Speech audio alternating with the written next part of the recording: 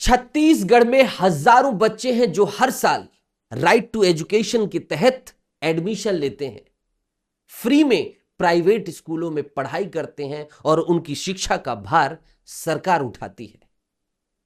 Private school सरकार से राशि प्राप्त करते हैं और बदले में अच्छी एजुकेशन उन्हें मुहैया कराते हैं। लेकिन इस साल खतरे के बादल मंडरा गए हैं उन गरीब बच्चों के भविष्य के ऊपर, उनके राइट टू एजुकेशन के तहत एडमिशन के ऊपर। क्यों? क्योंकि Chhattisgarh private school management association ने अपनी मांग रखी है स्कूल शिक्षा विभाग के सामने और कहा है कि अगर इन मांगों पर विचार नहीं किया जाता, माना नहीं जाता या इनके लिए कोई पहल नहीं की जाती तो हमें विवशता में साल 2026 में होने वाले राइट टू एजुकेशन के तहत एडमिशनों पर रोक लगानी पड़ेगी। हम नहीं करेंगे, हमारा ये संवैधानिक सत्याग्रह है। मेरे साथ इस वक्त private school management association Chhattisgarh के अध्यक्ष राजीव गुप्ता जी हैं। तो चलिए इन्हीं से बातचीत विस्तार से करते हैं और तमाम चीज समझते हैं कि आखिर साल 2026 में आरटी के तहत स्कूलों में होने वाले गरीब बच्चों के एडमिशन पर क्यों संकट के बादल मंडरा रहे हैं। चलिए शुरुआत करते हैं। राजीव जी, ऐसा क्या हुआ कि साल 2026 में आरटी के तहत एडमिशन जो होते हैं लाभार्थी बच्चों के, जिसमें लगभग 50-60 हजार बच्चे लाभ पाते हैं, इस बार आप लोगों ने ठाना है कि उसको हम रोकने के लिए मजबूर हैं। ये जो विवाद अभी खड़ा हुआ है, कल जिसके लिए प्रेस कॉन्फ्रेंस हुई है, उसका विवाद की पृष्ठभूमि ये है कि सन 2011 में राइट टू एजुकेशन इम्प्लीमेंट हुआ प्रदेश में और उसके बाद उस राइट टू एजुकेशन से 25% सभी स्कूलों में प्रवेश शुरू हुए। 2016 से हम लगातार मांग कर रहे हैं कि आपने 2011 में पहली से 5वीं तक की फ़ीस तय की थी 7,000, 6वीं से 8वीं तक की फ़ीस तय की थी 11,500। आप उसको रिवाइज करिए, क्योंकि उसका नियम जो है वो नियम राशि ऐसे तय होती है कि राइट टू एजुकेशन जो केंद्र का नियम है उसमें ये लिखा है कि राज्य को प्रति विद्यार्थी प्रति वर्ष जितना खर्च आता है उतना पैसा निजी स्कूलों को इस अधिकार के, शिक्षा के अधिकार कानून के तहत दिया जाएगा। अब हम सरकार से बार बार ये पूछ रहे हैं कि 2011 से लेकर 2026 हो गया, आपका बजट 3 गुना हो गया स्कूल शिक्षा का, आपके प्रति विद्यार्थी खर्चा नहीं बढ़ा। तो हम 2016 से लगातार मांग कर रहे हैं इसको बढ़ाया जाए। इस साल क्या हुआ, जब हम लगातार मांग करते रहे तो इन्होंने नहीं माना, तो हमने हाई कोर्ट में एक याचिका दायर की जिसमें 19 सितंबर को आदेश आया हाई कोर्ट का कि 6 महीने के अंदर इस संगठन की मांगों पर आप विचार करिए और इसका पुनर्निर्धारण करिए। अब यह है कि आप कोर्ट की बात नहीं मानते, इस बात को 6 महीना हो गया। हम पिछले 10-12 सालों से मांग कर रहे हैं, आप हमारी बात नहीं मांगते, तो हमारे पास क्या रास्ता है? 1 तारीख से हम असहयोग आंदोलन में हैं, 1 मार्च से। अब हमारे पास कोई विकल्प बचा नहीं। सरकार अगर इसमें कड़े प्रावधान हैं जो स्कूल प्रवेश नहीं लेंगे, हम उसको भी भुगतने को तैयार हैं, लेकिन इस बार हमने तय किया है सारे स्कूलों ने प्रदेश की कि इस बार झुकेंगे नहीं। राजीव जी, ये बताइएगा कि लगभग कितने बच्चे आरटी के तहत एडमिशन लेते हैं और लगभग कितने परिवार इससे प्रभावित होने वाले, कितने फॉर्म आते हैं और कितने बच्चे इसके पूरे लाभार्थी रहते हैं? अभी एंट्री क्लास का विवाद चल रहा है, उसके कारण सीटें 19,000 हैं, लेकिन ये कुल सीटें 65,000 के आसपास रहती हैं। इन 65,000 सीटों में पौने 2 लाख आवेदन आते हैं। 65,000 परिवार इससे प्रभावित होंगे, पहला। लेकिन जो हमारी प्रदेश कार्यकारिणी की बैठक हुई थी उसमें हमने ये तय किया है कि जो पुराने 4-4.5 लाख रुपए 4.5 लाख विद्यार्थी हमारे यहाँ पढ़ रहे हैं पहले से राइट टू एजुकेशन में, हम उनकी पढ़ाई बाधित नहीं करेंगे, लेकिन नए प्रवेश नहीं लेंगे जब तक हमारी मांगे नहीं मान लेती राज्य सरकार। आप लोगों ने जो डेटा यहाँ पर रखा है, अन्य राज्यों की प्रतिपूर्ति छत्तीसगढ़ से ज़्यादा है।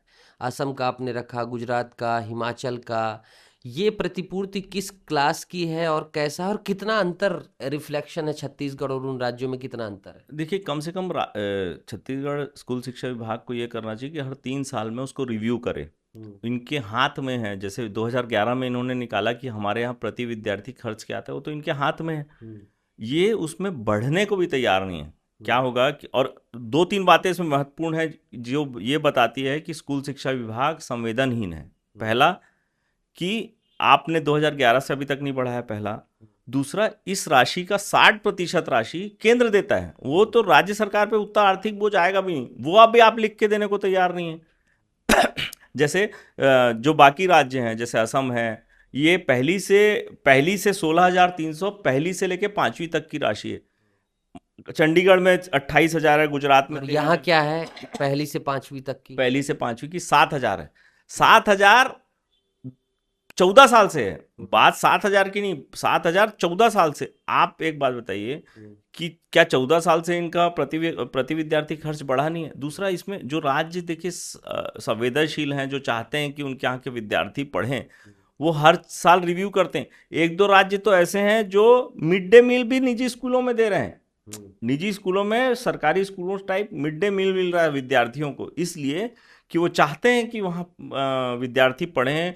वंचित, देखिए क्या है, वंचित वर्ग जो होता है उसको तरक्की करने के लिए शिक्षा के अलावा और कोई रास्ता नहीं, उसकी कोई लॉटरी नहीं लगने वाली होती है कि वो एकदम से उसका परिवार संपन्न हो जाए, सामाजिक रूप से सुदृढ़ हो जाए। उसको, उनके बच्चों को पढ़ाए बगैर वो सामाजिक स्थिति उनकी ठीक नहीं होगी। तो और ये सरकार पढ़ाना नहीं चाहती, स्कूल शिक्षा विभाग पढ़ाना नहीं चाहता, तो कैसे ठीक होगी राज्य की स्थिति? मेरा कहना है कि सरकार को इसमें गंभीरता से विचार करना चाहिए, कमेटी बना के उसको रिव्यू करके करना चाहिए। देखिए क्या होता है कि जो स्कूल हैं वो अब पीछे हटते हैं इनसे, जो बार बार अभी पूरे प्रदेश में कलेक्टरों ने बैठक ली कि ड्रॉप आउट क्यों हो रहा है। स्कूल एक समय के बाद, ये सच्चाई है कि स्कूल एक समय के बाद चाहते हैं कि आरटी में अगर ड्रॉप आउट होता है हो जाए, वो उसको रिटेन करने की बहुत कोशिश नहीं करते। अगर पैसा ठीक मिलेगा, हमारे को सरकार का सपोर्ट मिलेगा, तो हम चाहते हैं कि वो विद्यार्थी रिटेन हो, वो पूरा आखिरी तक पढ़ें। 2018 में 9वीं से 12वीं तक के विद्यार्थियों को भी ये सुरक्षा दी गई कि आप राइट टू एजुकेशन में पढ़ें। मेरे हिसाब से स्कूल शिक्षा विभाग को इसमें विचार करना चाहिए। एसोसिएशन नहीं झुकेगा, प्रदेश के स्कूल इस बार नहीं झुकेंगे। एक चीज आऊँ, ये पूरे आंकड़े पहली से 5वीं तक के हैं, हाँ, और ये फिर आगे आने वाले समय में क्या स्थिति है उनकी? हमने जो मांग की है वो पहली से 5वीं की 18,000 की है। 7,000 से 18,000 करने के लिए। 6वीं से 8वीं तक की हमने मांग की है 11,000 से 22,000 करने की। और 9वीं से 12वीं हमने 25,000 की है। देखिए हम जो मांग रहे हैं वो नहीं होगा, हमको पता है, लेकिन आप हमारे साथ बैठ के, स्कूलों के साथ बैठ के तय भी नहीं करना चाहते, ये थोड़ा सा अटपटा है। इसके लिए स्कूल शिक्षा विभाग को आगे तय करना पड़ेगा वो क्या करना चाहते हैं।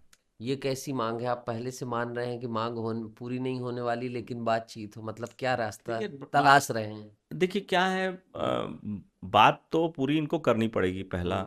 दूसरा, मांग अगर नहीं मानेंगे तो इनके पास कोई रास्ता नहीं, क्योंकि इसमें हमने अवमानना की याचिका भी लगा दी है। अवमानना की याचिका हमने ऐसे लगा दी है कि 6 महीने में सरकार ने कहा, इस हाईकोर्ट ने कहा था इनका पुनर्निर्धारण का जो भी एप्लीकेशन है उसका उसको तय करिए। तो आप 6 महीना, ये हाई कोर्ट का ये जो हाई कोर्ट का आदेश है, इसमें कहा 6 महीने के अंदर पुनर्निर्धारण करिए और इनकी मांगों पे विचार करिए। आपने अभी तक विचार नहीं की, आप अभी तक इसको लेके आगे नहीं बढ़े, आपने कभी इसके लिए कोई कमेटी नहीं बनाई, तो ये तो अवमानना का केस बनता है ना। क्यों डर नहीं है अवमानना का शिक्षा विभाग को? ये तो बहुत बड़ी बात है, हाई कोर्ट का ऑर्डर आपके हाथ में। ये देखिए क्या है, मैं बार बार जो आपके अभी बातचीत में बार बार संवेदनहीन संवेदनहीन बोल रहा हूँ, ये वही मामला है। ये इन मामलों को बहुत ज़्यादा इस पे इन लोग गौर नहीं कर रहे हैं। जिस दिन कोर्ट इनको बुला के पेशी कराएगा और जब विद्यार्थियों की पढ़ाई शिक्षा प्रभावित होगी, प्रवेश बाधित होंगे, तब इनको समझ में आएगा कि ये मामला कितना गंभीर है। ये स्कूल शिक्षा विभाग के लिए ऑर्डर जारी किया गया है? जिसमें जो याचिका करता है हमारा एसोसिएशन है, बिलासपुर एसोसिएशन है।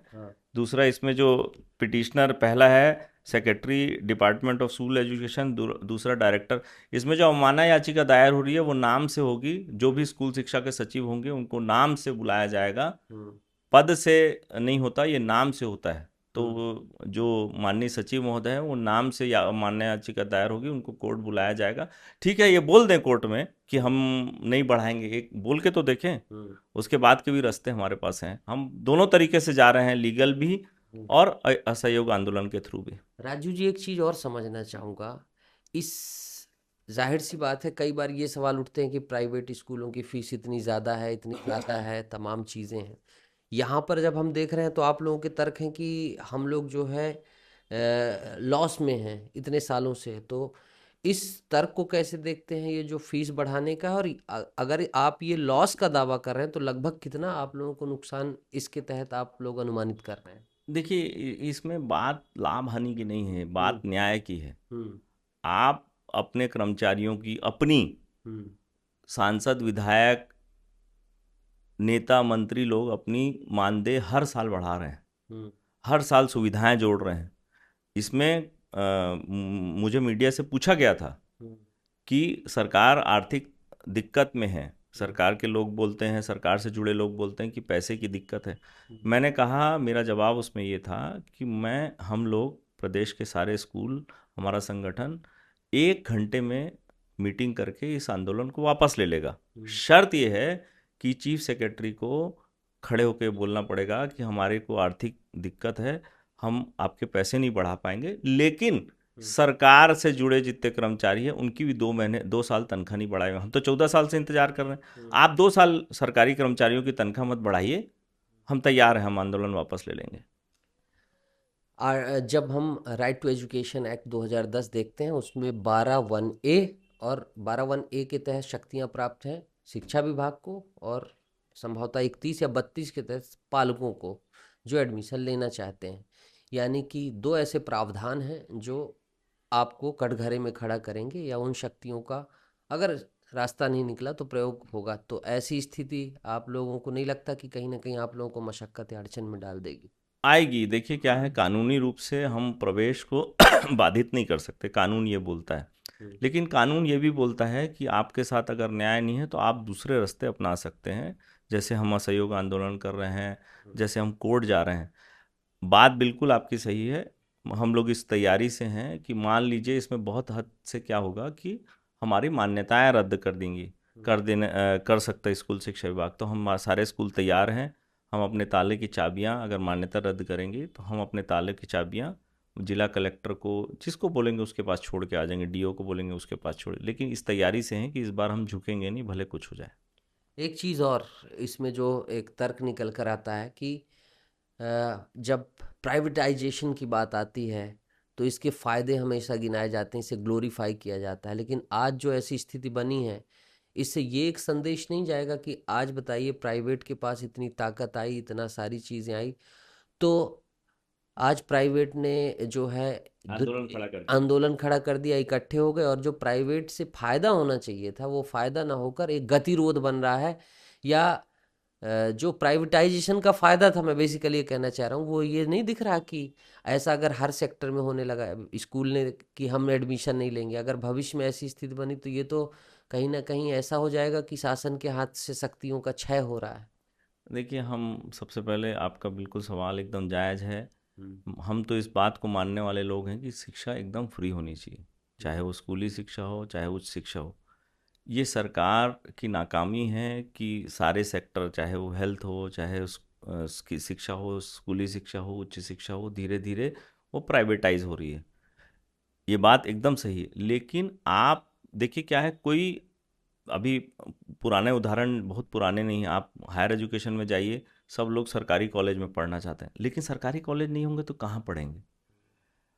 हम भी बहुत मजबूरी में आंदोलन कर रहे हैं। हमको बहुत हम पैसे को लेकर आंदोलन नहीं है, आंदोलन सिर्फ न्याय को लेकर है कि अगर आप न्याय नहीं देंगे तो हम अपनी शक्तियों का प्रयोग करेंगे, जो भी संविधान में प्रदत्त हमारी शक्ति है हम उसका प्रयोग करेंगे, और हम न्याय लेके रहेंगे, भले किसी भी हद तक जाना पड़े। शिक्षा मंत्री गजेंद्र यादव जी का क्या स्टैंड है? उनसे बातचीत हो रही है या कोई बातचीत नहीं, क्या है? नहीं, सत्ताधारी पार्टी से जुड़े लोग हमारी एसोसिएशन में हैं, उन्होंने रिक्वेस्ट की थी कि इस पर विचार किया जाए। उन्होंने कहा कि कैबिनेट का मामला है। उन्होंने भी कहा कि आर्थिक स्थिति की, थोड़ी स्थिति जो है, आर्थिक स्थिति ठीक नहीं है राज्य सरकार की, लेकिन आपको रास्ते निकालने पड़ेंगे। आप अगर इसको प्रायोरिटी नहीं मानते तो राइट टू एजुकेशन बंद कर दीजिए भाई। आप 300 करोड़ रुपए खर्चा कर रहे हैं, आपको ये लगता है कि शिक्षा के लिए 300 करोड़ रुपए ज़्यादा हैं, तो हम लोग की साफ मांग है कि आप राइट टू एजुकेशन ख़त्म कर दीजिए। कि हम नहीं पढ़ाना चाहते वंचित वर्ग के विद्यार्थियों को, हम अपने सरकारी स्कूल में पढ़ाएंगे, या जो भी आपका जो रास्ता होगा तो वो करिए। हम तो बिल्कुल तैयार हैं इसके लिए। अगर आपको ऐसा लगता है कि 300 करोड़ रुपए शिक्षा के लिए ज़्यादा हैं तो आप बंद कर दीजिए राइट टू एजुकेशन, सरकारी स्कूलों में पढ़ाइए। और मेरी तो दिल से इच्छा है, व्यक्तिगत रूप से, कि अच्छे से पढ़ाइए। हम चाहते हैं शिक्षा सुधरे, प्रदेश की शिक्षा सुधरे।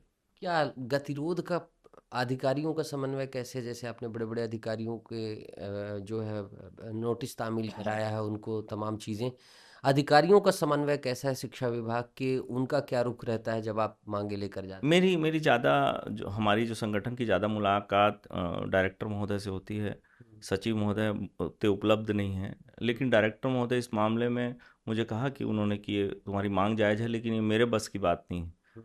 डायरेक्टर जो आईएएस हैं वो बोले ये हमारे बस की बात नहीं है, उच्च स्तरीय निर्णय होगा। मुख्यमंत्री जी से हम लोग मिले, मंत्री जी भी मुझे ऐसा लगा बातचीत में संवेदनशील हैं, लेकिन आपके संवेदनशील होने से हल क्या नहीं। हल क्या निकल रहा है, इसलिए हमको ठीक, आंदोलन करना पड़ा। एक ज़्यादा वक्त नहीं लूँगा, एक चीज़ लगातार लंबे समय से देखा जा रहा है, शिक्षा विभाग और आप लोगों का गतिरोध। आरटी की सीटें घटी, वहाँ भी गतिरोध की स्थिति आई। आरटी के एडमिशन अभी भी गतिरोध आया। बोर्ड एग्ज़ाम, वहाँ भी गतिरोध आया। फिर कुछ बोर्ड एग्ज़ाम की और जानकारी आई थी कि सारी परीक्षाएं शिक्षा विभाग कराना चाहता, वहाँ भी गतिरोध आया। तो ज़रा इन संक्षिप्त शब्दों में अपने तमाम ये गतिरोध बता दीजिए, और इनके गतिरोध हो क्यों रहे हैं। अगर इसका आप लोगों को कुछ समझ में आया हो तो वो भी बता दीजिए, ताकि दर्शक समझ पाएँ कि शिक्षा विभाग और प्राइवेट स्कूलों के बीच क्या ये ठनाठनी चल रही है, या अंदर अंदर का क्या चल रहा है। नहीं, इसमें अंदर अंदर का नहीं, खुलेआम है। जो मांग मुझे हमें ऐसा लगता है कि संगठन को ऐसा लगता है कि सरकार से पूरी हो सकती है, हम सरकार के पास बाकायदा निवेदन लेके और अधिकारियों से मिलते हैं। जो लंबे गतिरोध इस वर्ष हुए हैं, सिर्फ आपके दर्शकों की जानकारी के लिए, पिछले 10 केस हम लोग स्कूल शिक्षा विभाग से जीत चुके हैं। 5वीं 8वीं का एक केस जरूर हमारे पक्ष में निर्णय नहीं हुआ, उसको हम लेके हाई कोर्ट गए, उच्च कोर्ट गए हैं। उस पर मुझे लगता है न्याय होगा। पहला 5वीं 8वीं का गतिरोध हुआ था, उसमें हम लोग कोर्ट गए थे, पिछले साल हम लोग जीत गए थे। इस साल कोर्ट ने कहा कि आप परीक्षाएं कराइए। दूसरा जो एंट्री क्लास का विवाद चल रहा है, इसमें एंट्री क्लास के विवाद में भी कोर्ट, मुझे ऐसा लगता है कि 8 तारीख को निर्णय हमारे पक्ष में आना चाहिए। ये संवेदनहीनता की दूसरी मिसाल है कि आप गरीब के बच्चे को 3 साल पढ़ाना नहीं चाहते अपने सिर्फ पैसा बचाने के लिए। तीसरा गतिरोध उसको लेकर था कि हम सारे क्लास की परीक्षा हम लेंगे, तो हमने उसमें चेतावनी दी थी कि अगर 3 दिन तक ऑर्डर इसको बदले नहीं तो हम इसको जम के विरोध करेंगे हर स्तर पे। तो ऑर्डर 24 घंटे में बदल गया। और भी गतिरोध हैं जो मामले कोर्ट में चल रहे हैं। देखिए, अगर सरकार से जुड़े, सत्ता से जुड़े लोग सलाह लें, तो मेरी उनको सलाह है कि जो सीनियर लोग हैं इनके पास, उनको डिसीजन की जगह पे बैठाएं। देखिए, मामले स्कूल शिक्षा, आपने 10,000 स्कूल बंद कर दिए, आपने ये नहीं देखा कि वहाँ क्या स्थिति है, ज़मीन पे आपने नहीं देखा। सरकारी स्कूलों की बात करो, देखिए प्राइवेट स्कूल को ऐसा सच कोई दिक्कत नहीं है। प्राइवेट तो क्या है, मार्केट के भरोसे चलता है। आप राइट टू एजुकेशन के विद्यार्थी नहीं देंगे तो जनरल विद्यार्थी आ जाएंगे, क्योंकि आपके स्कूल बंद हो रहे हैं तो पालक जो है कहीं ना कहीं तो बच्चे पढ़ने भेजेंगे। मेरी इनको सलाह है कि जो सीनियर लोग हैं आपके इर्द गिर्द, जो शिक्षा को अच्छी, जिस शिक्षा के गतिरोध पहले नहीं हुए ऐसा नहीं है, पहले भी हुए, लेकिन कुछ कुछ मामलों में वो बता देते थे अधिकारी, मुझे मेरे आमने सामने बात में बता देते, राजीव ये हमारे बस की बात नहीं है, आपको कोर्ट जाना पड़ेगा, कोर्ट से आप निर्णय ले आइए, जो कोर्ट का निर्णय होगा हम मान लेंगे। जैसे हाई कोर्ट ने एक निर्णय दिया था कि 650 में आपको किताब और कॉपी देनी है, सरकार ने हमको कहा कि आप दीजिए, हमने कहा अधिकार का संरक्षण आपको कर रहे हैं, हम कहाँ से देंगे, तो उसमें कोर्ट ने फिर सरकार को कहा कि ये लोग नहीं देंगे, आपको देना है। ऐसे बहुत से, लेकिन आपको समझना पड़ेगा इस मुद्दे की, शिक्षा की प्रायोरिटी क्या है। आप उस प्रायोरिटी को समझना नहीं चाहते, आप अपने 2 लाख टीचर के व्यवस्थापन पे, सरकारी स्कूलों की व्यवस्था पे लगे हैं, लेकिन आपको शिक्षा देखिए। और दूसरी बड़ी बात जो कुल मैं, मिलाकर अब संवाद कम हो गया है, ये समझूं। हाँ, इनको हमको भी संवाद बढ़ाना चाहिए, अपने तरफ से प्रयास की उनको भी बढ़ाना चाहिए, दोनों बातें। आखिरी सवाल ये रहेगा, आप लोग समाधान की भी बात कर रहे हैं, जब आप सत्याग्रह की बात कर रहे हैं तब समाधान की भी बात कर रहे हैं। गरीब, वंचित तमाम बच्चे अब इसके प्रभाव में कहीं ना कहीं फंसने की कगार में आ गए हैं, और आप भी चाहते हैं रास्ता निकले। राजीव गुप्ता, क्या फाइनल रास्ता देख रहे हैं Chhattisgarh private school management association के अध्यक्ष होने के नाते? क्या उनकी मांग रहेगी एक अंतिम, और पालकों से, जो पालक चिंतित है, अब आरटी का मामला है, तो उनसे क्या आपकी दरख्वास्त और अपील रहेगी? देखिए, जितने पालक इस चैनल को देख रहे हैं, मेरा उनसे निवेदन है कि आप निश्चिंत रहिए। कहीं ऐसी स्थिति आई कि सरकार नहीं मानी और हमको न्याय नहीं मिला, तो हम आपके बच्चों को फ्री में पढ़ाएंगे। अपने स्कूलों में फ्री में पढ़ाएंगे, भले सरकार पैसा दे चाहे नहीं दे। हम नहीं चाहते, सरकार संवेदनहीन है, हम नहीं है। हम भले 65,000 बच्चों को फ्री में पढ़ाना पड़ा, हम इस साल फ्री में पढ़ा देंगे। लेकिन एक चीज़ और है, अगर सरकार इस मामले को देखिए, इसमें बहुत विवाद की स्थिति नहीं है। हम कोर्ट गए हैं, कोर्ट से भी हमको लगता है कि न्याय मिल जाएगा। इसका एक बहुत अच्छा समाधान ये है कि आपको इस पे न्याय की एक सीढ़ी पे आगे बढ़ना पड़ेगा। आपको कमेटी बनानी पड़ेगी, आपको केंद्र सरकार से पैसा, हाँ, आपको केंद्र सरकार से पैसा लेना है, वो भी आप मांगने को तैयार नहीं। तो घर बैठे तो केंद्र भी आपको पैसा नहीं देंगे, भले आपकी सरकार है। तो मेरा इसमें आइडिया ये है कि आपको कम से कम कमेटी बना के इस बात को शुरू करना चाहिए। टाइम बाउंड की 2 महीने में हम बता देंगे कि भाई हमारे यहाँ प्रति व्यक्ति कॉस्ट इतनी है, 18,000 है, 20,000 है, जो भी है। तो आप उसमें एक कदम आगे बढ़िए, हम भी एक कदम आगे बढ़ेंगे। आप भी हाथ आगे बढ़ाइए, हम भी हाथ आगे बढ़ाएंगे। तो Chhattisgarh private school management association के अध्यक्ष राजीव गुप्ता हैं। आपने जो है तमाम चीज़ें सुन ली, समझ लिया होगा कि किस तरीके का गतिरोध है। मोटा माटी निष्कर्ष ये है कि आरटी के तहत हजारों बच्चे हर साल प्राइवेट स्कूलों में एडमिशन पाते हैं। पहले ये संख्या करीब 60,000 65,000 के समथिंग थी। इस साल अभी 20,000 है, जो कि आने वाले समय में हो सकता है कि वही बढ़कर 60-65,000 के आंकड़े में पहुंच जाए। इनको RT right to education act 2010 के तहत प्राइवेट स्कूल सरकार से निर्धारित शुल्क प्राप्त करके निशुल्क पढ़ाते हैं, क्योंकि सरकार से पैसा प्राइवेट स्कूलों को मिल गया और सरकार कहीं ना कहीं उनका दायित्व जो है भारित करती है। लेकिन जो लगातार समय के साथ प्राइवेट स्कूलों के ऊपर जो है इंफ्रास्ट्रक्चर, तमाम चीज़ें, फीस बढ़ाना, ये शुल्क वृद्धि तो हो गई, लेकिन आरटी के तहत जो बच्चे इनके यहाँ पढ़ रहे हैं उनकी फीस आज भी वही है जो सालों साल पहले दर निर्धारित की गई थी। यानी कि सरकार जो इनको सालों साल पहले पैसा दे रही थी अभी भी दे रही।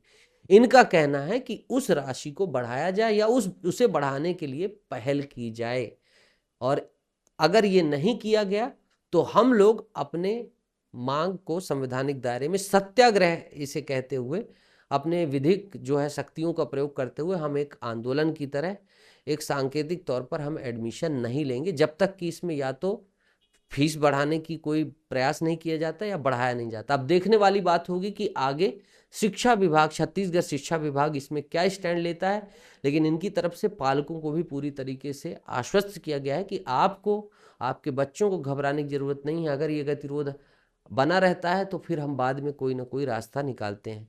वैसे हम यही उम्मीद करते हैं कि जल्द से जल्द प्रशासन और प्राइवेट स्कूल मैनेजमेंट एसोसिएशन दोनों के बीच संवाद बने और एक अच्छा रास्ता निकलकर निर्बाध तरीके से छत्तीसगढ़ के वंचित गरीब बच्चे अपनी पढ़ाई कर पाएं, ये सुचारू रूप से जारी रहे। पूरे मामले पर आपका क्या कहना है कमेंट करिएगा।